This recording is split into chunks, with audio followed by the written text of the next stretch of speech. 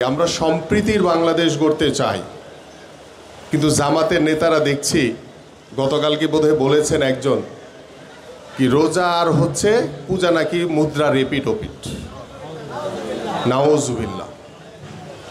এই ধরনের অপপ্রচার, এই ধরনের শিরকি কথাবার্তা এদেশের সাধারণ মানুষ কখনোই মেনে নেবে না। যেখানে আমরা চাই একটি অসাম্প্রদায়িক বাংলাদেশ গড়তে, আমরা চাই একটি সম্প্রীতির বাংলাদেশ গড়তে, যেখানে মুসলমান, হিন্দু, বৌদ্ধ, খ্রিস্টান যেই ধর্মেরই হোক না কেন আমরা সবার ধর্মকে সম্মান করি, কিন্তু আমরা আমাদের নিজ ধর্মের সাথে অন্য কাউকে তুলনা করতে পারি না।